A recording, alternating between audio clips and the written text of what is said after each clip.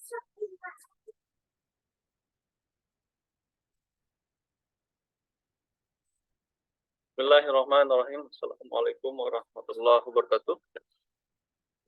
Alhamdulillahirabbil alamin. Allahumma shalli ala sayyidina Muhammad wa ala ali sayyidina Muhammad. Puji syukur kita panjatkan kehadirat Allah Subhanahu wa taala yang telah melimpahkan kita kesempatan serta kesehatan, tentu juga dengan berkah dari rahmat Allah Subhanahu wa taala kita dapat melanjutkan sesi pertemuan kuliah kita pada sore hari ini di kelas MPI 2 ya, pada mata kuliah sejarah peradaban Islam. Kedua kalinya selawat serta salam kita haturkan junjungan Nabi besar Muhammad sallallahu alaihi wasallam dengan harapan di yaumil akhir nanti senantiasa kita mendapatkan syafaat beliau, amin ya rabbal alamin. Rekan-rekan mahasiswa, semoga semuanya dalam keadaan sehat walafiat dan sudah menyiapkan perangkatnya untuk kita secara bersama-sama dalam rangka belajar. Itu nanti sepanjang proses perkuliahan ini mudah-mudahan bisa menjadi ada pembelajaran ya. Tentu nanti di akhir sesi kita akan diskusi dan tentu kesimpulan akhir bisa menjadi bagian dari menambah hasanah keilmuan kita. Baik, sebelum kita mulai, seperti minggu-minggu kemarin, ini adalah bagian dari sub pembahasan dari mata kuliah sejarah peradaban Islam, di mana pada sore ini kita akan mengkaji tentang materi kejayaan pendidikan Islam pada masa Khalifah Harun al-Rasyid. Tapi sebelum itu untuk berkahnya mari kita buka sama-sama perkuliahan kita ini dengan melafazkan al-basmalah. Bismillahirrahmanirrahim. Baik, sebelum kita lanjutkan ke materi, jadi pada bagian materi ini kita akan bagi menjadi 3 bagian. Yang pertama, tentu nanti kita akan sebelum masuk ke materi, bagian pertama profil Khalifah Harun al-Rasyid, kemudian selaku Khalifah, beliau juga sebagai pemimpin, ya. Tentu secara pemimpin ini juga kita lihat bagaimana nanti sistem pemerintahan yang beliau jalankan terkait bagaimana kemudian menjadi salah satu faktor yang menentukan pada masa itu Islam dan pendidikan Islam tentunya mencapai puncak perkembangan dan puncak kejayaannya. Yang terakhir nanti penutup sebelum itu, tapi nanti di bagian khusus di bagian bagaimana kita membahas tentang kejayaan Islam pada masa Khalifah Harun al-Rasyid.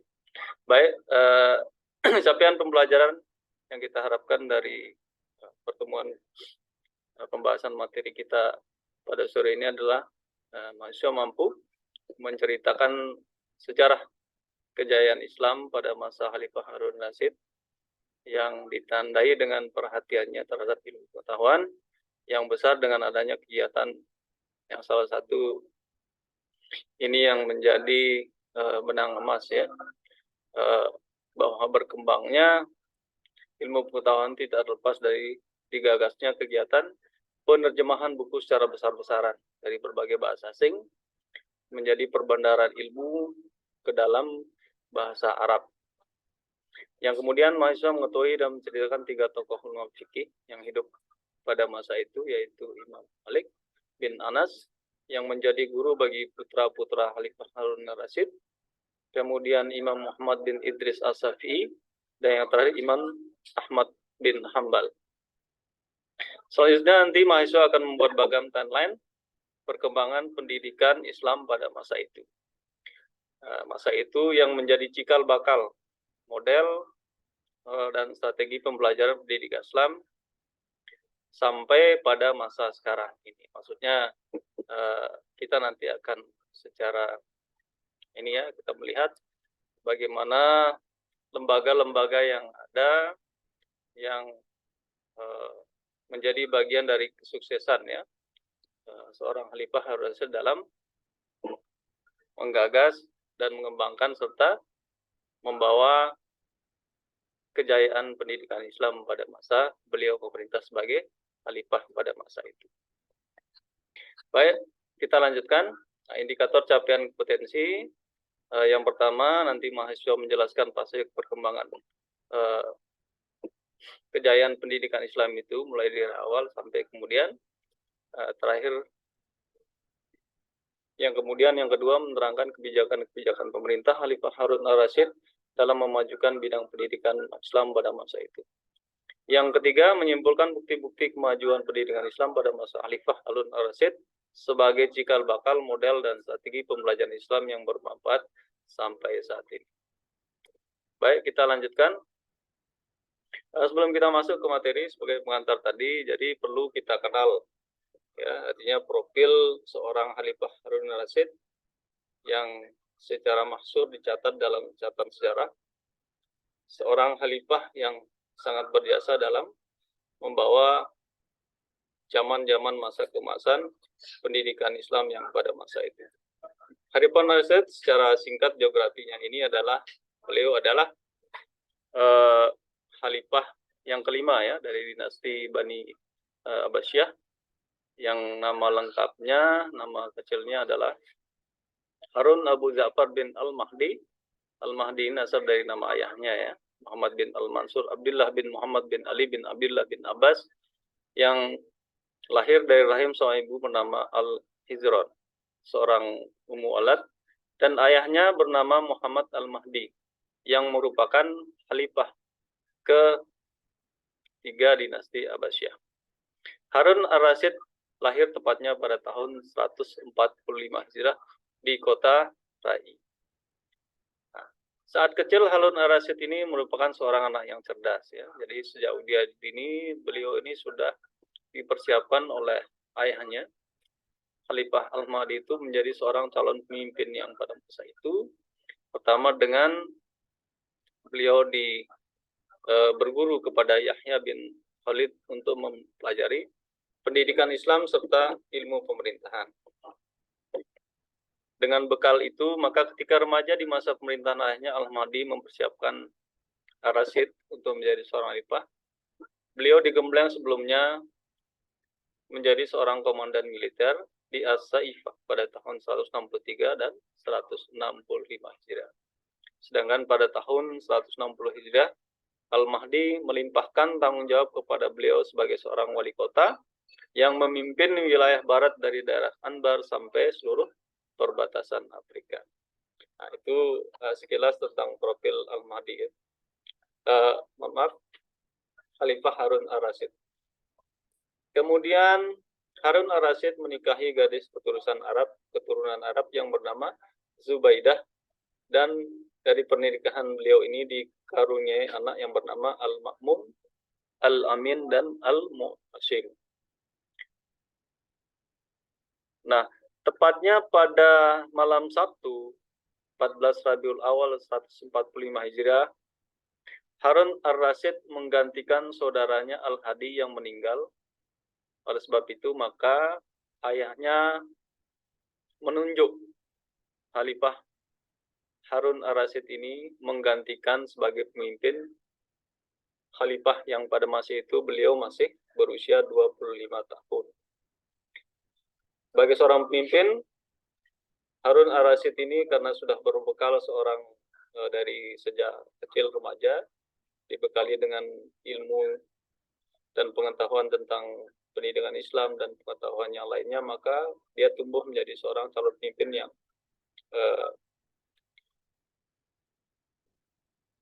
mempunyai pengetahuan yang luas, baik itu tentang pemerintahan, dan beliau juga seorang yang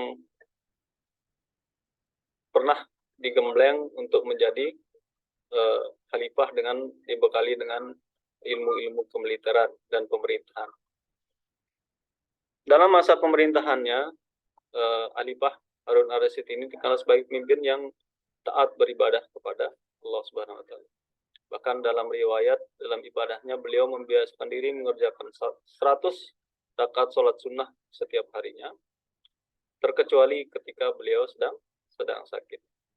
Saat Khalifah Harun ar-Rasyid menjabat, seluruh kebutuhan pokok masyarakat dapat terpenuhi, bahkan dapat memberikan pakaian musim panas dan musim dingin bagi para narapidana. Nah, itu sekelumit singkat ya tentang profil Khalifah Harun ar-Rasyid. Baik, kita lanjutkan ke bagian kedua. Sebagai seorang pemimpin, Khalifah Harun ar-Rasyid, kita juga perlu harus tahu ya bagaimana sistem pemerintahan, bagaimana dia mengatur tata kelola dalam mengatur masyarakatnya, baik itu di bidang politik, sosial, ekonomi, dan itu juga menjadi salah satu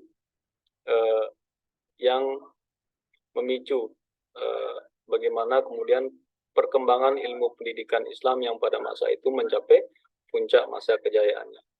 Nah, ini tidak terlepas dari seorang khalifah yang memerintah dengan begitu sangat karena dibekali dengan ilmu, seorang yang cerdas dan tegas, bahkan beliau ini dalam usia yang 25 tahun sudah mempunyai prestasi-prestasi yang luar biasa yang pada masa itu. Baik, secara umum sistem pemerintahannya di dinasti Abbasiyah, artinya di khalifah-khalifah sebelumnya ini pemerintahannya lebih menyatukan antara persoalan politik dengan agama. Jadi para khalifah-khalifah Abbasiyah itu termasuk Khalifah Harun ar-Rasyid berusaha untuk menghidupkan sunnah setiap kali mengambil keputusan pemerintahan. Sehingga dengan pembaharuan politik yang disertai agama ini membuat rakyat taat pada khalifah sebagai bagian dari bentuk ketaatan pada agama. Khalifah Abbasiyah berusaha memberikan kedaulatan yang bersifat suci kepada sistem pemerintahan sesuai dengan syariat Allah dan tuntunan Rasul. Terkhusus pada masa pemerintahan Harun al-Rasyid ini, Khalifah berperan sebagai penentu keputusan akhir pada setiap urusan pemerintah. Khalifah Harun ar-Rasyid memberikan kewenangan sipil kepada seorang wazir atau perdana menteri. Kemudian terkait peradilan, beliau melimpahkan otoritas kepada hakim atau takli dan otoritas militer pada seorang amir atau jenderal. Baik, kita lanjutkan. Dalam menjalankan administrasi negara, seorang wazir atau yang kita sebut tadi perdana menteri ya, dibantu oleh beberapa raisul diwan. Nah, ini kalau masa sekarang ini kita sebut sebagai kementerian ya, atau lembaga kementerian. Nah, dewan-dewan rasul ini disesuaikan dengan kebutuhan pemerintah tupoksinya, maka para diwan bertugas sebagai penyampai perintah dan dari pemerintah pusat kepada gubernur, selanjutnya melaporkan perihal tindakan dan perilaku penguasa daerah kepada khalifah. Diwan-diwan tersebut diantaranya ini secara ini ada beberapa ya, tapi secara khusus itu biasa di pemerintahan itu ada yang menangani biasanya tentang politik, keamanan, ekonomi. Ini kita sebutkan misalnya Diwan Al-Junli ya. Nah, ini yang bergerak di bidang atau di Badan Pertahanan Keamanan. Kemudian Diwan Al-Haraj atau Diwan Al-Ma'ali bergerak di Departemen Keuangan. Kemudian ada Diwan Al-Qudot bergerak di Departemen Kehakiman. Diwan Al-Barid di bidang penyampaian pesan dan surat ke seluruh negeri. Nah, ini kalau misalnya kita bisa seperti pos ya pada masa sekarang ini. Jadi sudah pada masa itu sudah artinya pemikiran tentang bagaimana administrasi surat dan untuk menyampaikan pesan yang sifatnya apalagi terkait dengan urusan kenegaraan, maka khalifah sudah memikirkannya ya. Jadi seorang khalifah Harun ar-Rasyid ini betul-betul seorang khalifah yang mengerti akan pemerintah melayani masyarakat. Kemudian ada Diwan Rasail ya, yang bertugas menyampaikan informasi para gubernur dan pejabat lainnya. Kemudian Dewan Al-Mursadarah yang bertugas mengawasi musuh-musuh politik. Kemudian kita lanjutkan, Dewan Al-Azimah mengawasi dan mengendalikan keuangan dewan lainnya. Kalau misalnya ini kalau kita samakan yang sekarang ya di pemerintahan ini, misalnya inspektorat lah ya, ini yang mengawasi dan mengendalikan uang di kementerian-kementerian itu ya, mungkin seperti isinya kalau kita bisa ini kan seperti inspektorat pada masa era sekarang ini. Kemudian yang terakhir Dewan Al-Arts ya, yang bertugas memeriksa peralatan militer. Nah, itu beberapa dewan kementerian-kementerian yang dibentuk untuk membantu tugas kekhalifahan beliau pada masa itu. Dari gambaran ilustrasi yang sudah kita bisa sama-sama simak, jadi betul-betul alat negara, kemudian pemikiran dari sisi pemikiran beliau sebagai khalifah ini sudah sangat menunjukkan bahwa memang secara peradaban, pemerintahan, baik di bidang ekonomi, sosial, politik, bahkan pendidikan ini sudah sangat tertata dengan baik. Baik, kita lanjutkan. Nah, ini kita sudah masuk kepada bahasan kita. Ya, jadi di awal tadi kita bagi tiga menjadi bagian yang pertama itu tadi profil Khalifah Harun al-Rasyid, yang kedua sistem pemerintahannya, dan yang ketiga ini adalah menjadi bagian inti dari pembahasan kita pada perkuliahan sore ini, yaitu bagaimana pendidikan Islam, kejayaan pendidikan Islam pada masa kekhalifahan Harun al-Rasyid. Seperti kita tahu, Khalifah Harun al-Rasyid ini adalah dia khalifah yang kelima ya, setelah ayahnya Al-Mahdi, kemudian saudaranya, dan beliau ditunjuk menggantikan saudaranya untuk menjadi khalifah sekitar beliau hidup di antara 145 Hijriah dan 193 Hijriah. Nah, pada masa kekhalifahan Harun al-Rasyid ini adalah dinasti Abbasiyah menjadi puncak ya, masa puncak peradaban yang dibuktikan dengan pendidikan, kemajuan pendidikan, kebudayaan, ilmu pengetahuan dan peradaban yang berkembang sangat pesat. Nah, ini tiga hal inilah yang tidak bisa dipisahkan, karena sistem pendidikan yang tertata dengan baik, kemudian secara keilmuan, buku-buku yang sudah diterjemahkan, ditranslate dalam bahasa Arab, itu menjadi bagian daripada sumber ilmu yang bisa dijadikan sebagai modal atau bekal untuk menjalankan sebuah pemerintahan yang pada masa itu. Tatanan kebudayaan, dan tentu ini banyak ilmuwan-ilmuwan yang juga lahir pada masa itu, termasuk ahli-ahli astronomi, sains, fikih, dan beliau juga dalam mengambil kebijakan selalu berkonsultasi dengan para tokoh ulama serta para tokoh masyarakat, nah, sehingga menjadi satu kesatuan pemimpin, umarok, dan ulama yang pada masa itu sangat menjadi satu kesatuan yang sangat-sangat dibanggakan pada masa itu. Kita lanjutkan.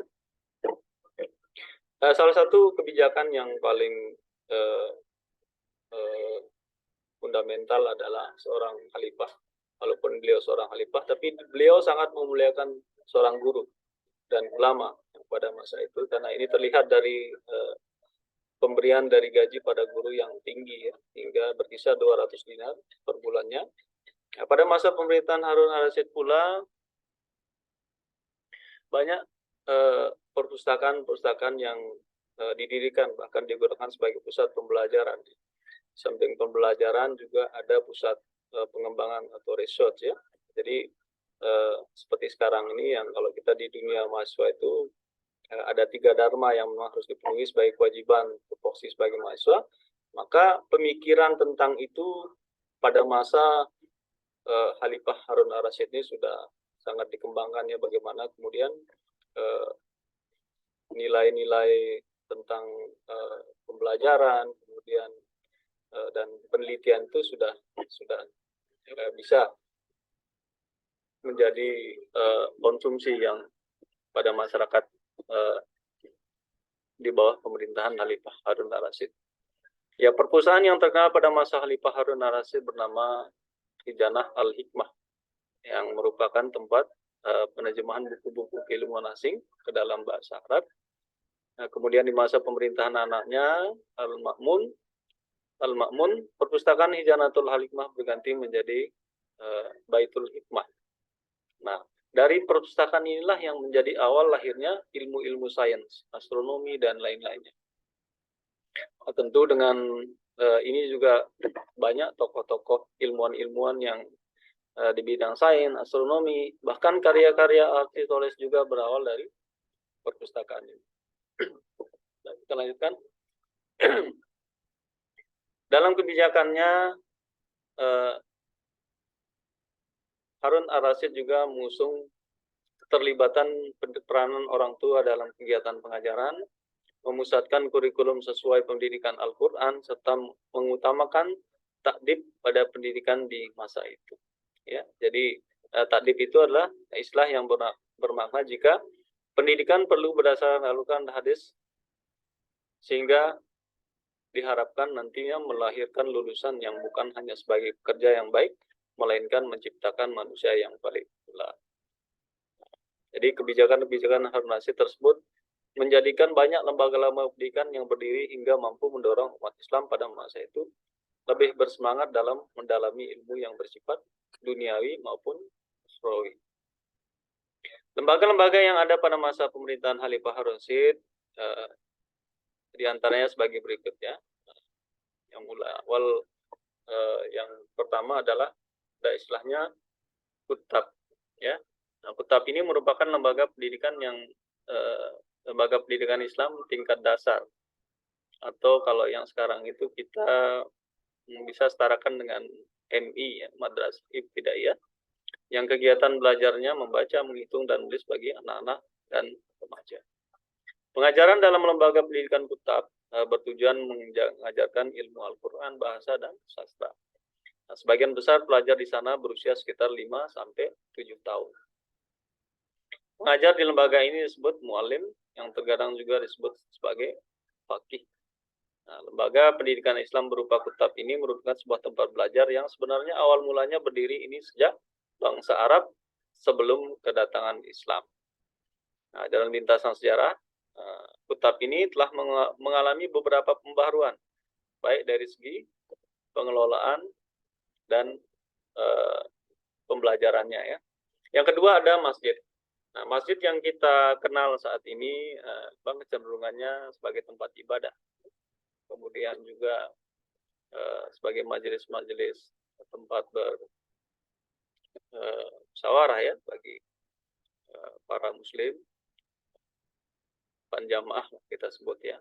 Tetapi pada masa itu, jadi masjid tidak hanya difungsikan sebagai tempat ibadah, tetapi juga digunakan sebagai tempat pembaiatan khalifah yang pada masa itu. Kemudian tempat diskusi dan musyawarah serta tempat belajar agama. Nah, jadi tidak hanya kegiatan ibadah yang sifatnya horizontal kepada Allah Subhanahu wa taala, tetapi juga digunakan sebagai tempat pembelajaran. Masjid dapat digunakan sebagai pusat perubahan sosial juga ya. Jadi mengubah masyarakat menjadi mandiri secara sosial ekonomi. Dan ini juga yang menjadi secara cikal bakal munculnya pesantren-pesantren tidak hanya di tanah air, tapi di dunia seperti di bangsa Arab juga kita tahu bahwa ini adalah sebagai role model ya, bagaimana kemudian prestasi puncak kejayaan pendidikan Islam itu selain di bangsa Arab, di dunia, bahkan di Indonesia Islam masuk pada awal-awal abad ke-7 Masehi. Nah, yang ketiga madrasah, yang kita kenal juga kalau madrasah tentu kalau sudah kita berbicara madrasah maka kita akan langsung ingat pada pembelajaran kalau biasa yang berbasis pondok.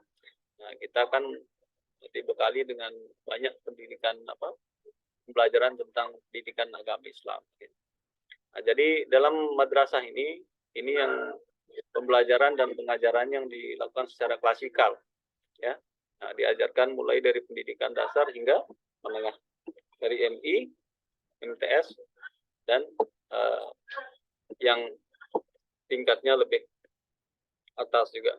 Sebagai salah satu lembaga pendidikan Islam yang fokus mengajarkan tentang ilmu-ilmu keagamaan, keislaman, berdirinya sebuah madrasah pada masa itu tidak murni untuk melaksanakan proses pembelajaran. Nah, kemunculannya juga untuk menandingi ideologi tertentu yang pada masa itu bernama Madrasah Nizamiyah yang didirikan pada masa itu, ya. Nah, kemudian ada kita kenal juga pada masa Khalifah itu Majelis Amir atau Majelis Khalifah, atau bahasanya Salun, ya. Lembaga ini kerap sekali digunakan sebagai wadah, ya, untuk kompetisi debat, ajang perlombaan syair dan kesenian lainnya di bawah bimbingan Yahya bin Khalid al-Barmaki. Yang terakhir observatium atau perpustakaan. Nah, perpustakaan yang tadi sebelumnya kita sudah sempat bahas, ya. Jadi ada perpustakaan Al-Hikmah yang sebelum masa pemerintahan Khalifah Harun Rasyid sudah digagas oleh dahulunya, bahkan di zaman beliau, dan termasuk diwariskan juga kepada anaknya, ya. Nah, jadi perpustakaan Al-Hikmah ini dibangun sebagai pusat penelitian, kajian, serta perpustakaan dalam mengembangkan ilmu pengetahuan. Selain itu juga seringkali juga sebagai riset pengamatan. Nah, di saat kegiatan penerjemahan buku ke dalam bahasa Arab secara besar-besaran, hasil terjemahan tersebut dikumpulkan di perpustakaan ini, kemudian dijadikan sebagai literatur untuk penelitian selanjutnya di masa itu. Ya. Tidak hanya di masa itu sebetulnya, tapi ini juga menjadi perlu menjadi jadi sebuah kita rungi bahwasanya hasil-hasil kajian keilmuan dari para ilmuwan yang terdahulu, ya, manfaatnya sampai sekarang bisa kita nikmati, ya. Bagaimana kemudian ilmu-ilmu itu dilahirkan melalui kajian ilmu pengetahuan dan penelitiannya, yang pada masa itu bahkan sampai sekarang pun masih bisa kita rasakan manfaatnya. Nah, selain ada lembaga-lembaga tadi yang didirikan oleh Khalifah Harun al-Rasyid, juga ada pendidikan istana. Nah, pendidikan istana ini dimaksudkan untuk menyiapkan generasi selanjutnya, ya. Jadi ini lebih mungkin pendidikan yang sifatnya agak eksklusif lah, ya. Nah, ini dimaksudkan untuk para calon-calon pemimpin dinasti yang meneruskan pemerintahan dinasti Abbasiyah. Jadi para keturunan anak daripada khalifah dan para pejabat pada masa itu mengundang para guru wadib, ya, sebagai pengajar bagi anak-anak mereka. Nah, guru yang mengajar di kalangan kerajaan disebut dengan wadib.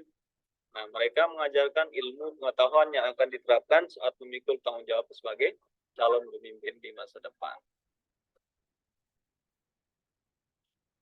Baik, ada beberapa hal yang ini juga menjadi yang bisa kita sebagai literasi ini, ya, referensi kita, bahwasanya metode dan strategi pembelajaran yang pada masa itu terapkan, ada kebijakan-kebijakan, misalnya ketika murid-murid tingkat dasar yang mampu menghafal Al-Quran ini akan diberikan apresiasi atau mendapatkan kehormatan menaiki kuda dalam parade dan menyusuri jalan-jalan di kota. Nah, ini maksudnya agar lembaga-lembaga pendidikan tersebut terpacu untuk melahirkan lulusan yang berkualitas, ya. Sehingga dalam metode ini sangat berperan sekali ya dalam mencetak lulusan-lulusan yang berkualitas pada masa Khalifah Harun Rasyid. Metode lisan, metode hafalan, metode menulis, nah ini juga metode yang sering kali menjadi yang diterapkan ya, pada masa Khalifah Harun Rasyid. Baik, itu ya.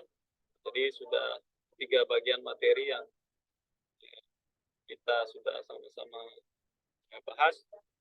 Tentu di akhir nanti untuk filenya ini bisa saya share nanti ya, bisa di kortingnya nanti. Jika kita cukupkan perkuliahan kita untuk sore ini, tentu dengan harapan dengan majunya pendidikan Islam baik di dunia, lebih kita di Indonesia pada masa ini dengan begitu beratnya tantangan di bidang ekonomi, sosial, bahkan tentang bagaimana pendidikan Islam ke depan itu. Nah, kita harapkan sebagai generasi muda yang lahir dari generasi-generasi pondok pesantren yang telah menimba ilmu-ilmu pendidikan Islam mampu menjawab tantangan itu dan menjadi calon-calon generasi pengganti pemimpin bangsa yang Islami ya. Harapan kita juga karena saat ini kita Indonesia sebagai sebuah negara yang menjadi role model bagaimana kehidupan pluralisme ya. Jadi isu tentang moderasi beragama, kemudian perbedaan-perbedaan yang secara kita demokrasi kita kan kita banyak terdiri dari wilayah suku, ras dan berbeda-beda. Harapan kita dengan bekal pendidikan Islam ini bisa tetap memupuk tali silaturahmi kita, menjunjung tinggi nilai kemanusiaan serta kita tetap bersatu dalam rangka negara kesatuan Indonesia ya. Jadi NKRI adalah harga mati. Jadi itu yang bisa kita bahas untuk perkuliahan kita pada sore ini. Dan untuk buku-buku referensi yang lain juga nanti bisa sebagai menambah sumber acuan kita untuk membahas tentang ini juga untuk memotivasi kita ya untuk terus belajar bagaimana mengetahui sejarah peradaban Islam, tentu tidak hanya pada sesi materi-materi yang khusus ya, tapi juga dari bagaimana kemudian kemajuan Islam mulai dari awal masa nubuah ya, Nabi Rasulullah SAW, kemudian dilanjutkan oleh para sahabatnya, Khalifah 4 Khalifah ya, kemudian masa berdirinya dinasti mulai Abbasiyah, Umayyah sampai kemudian para tabi'in dan sampai pendidikan Islam di era milenial seperti sekarang ini. Untuk itu, marilah kita akhiri perkuliahan kita ini dengan sama-sama melafazkan hamdalah. Alhamdulillah. Demikian, wallahu muwaffiq ila aqwamit thoriq. Assalamualaikum warahmatullahi wabarakatuh.